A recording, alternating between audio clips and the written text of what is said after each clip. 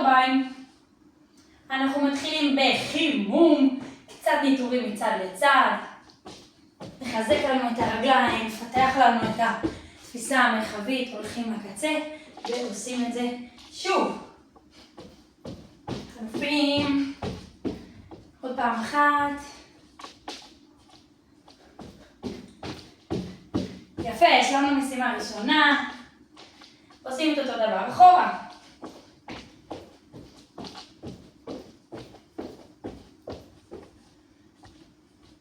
ושוב.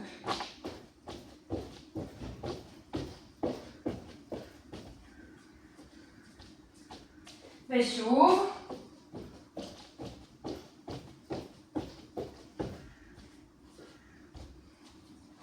תרגיל הבא על רגל אחת.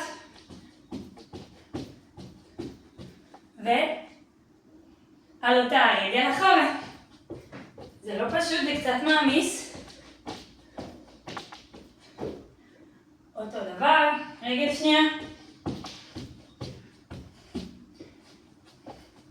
כל אחד ברמה שלו, מי שצריך לקפוץ פעמיים זה גם בסדר.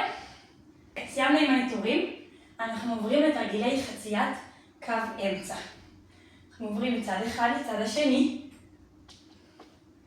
מיומנות מאוד חשובה, שהיא עוזרת אפילו בכתיבה. וגם את זה נתחיל עוד פעם. נעשה פעמיים קדימה, ואחרי זה פעמיים אחורה. כל הכבוד. עכשיו, אחורה.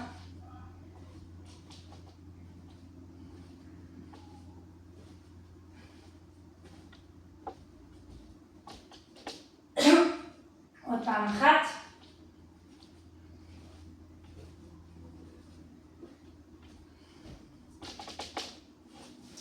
ונקודות בונוס, מי שמצליח לעשות את זה, גם עם זוג גרביים על הראש. קדימה. ואז אחורה. זה לא קל כמו שזה נראה.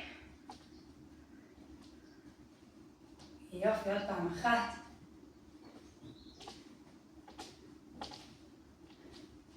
ואחורה. כמובן אפשר לפתוח ידיים לצדדים.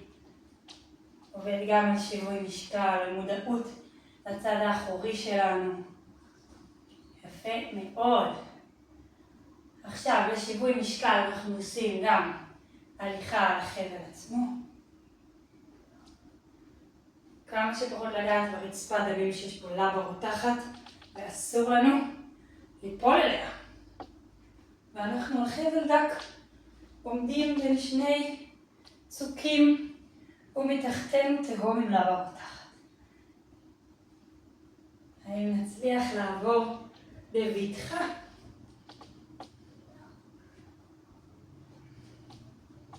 כל הכבוד. גם את זה כמובן בונוס 2 נקודות למי שמצליח את זה עם הגרב על הראש. לא למהר, לדייק היטב את ההליכה, בלי ליפול לתהום.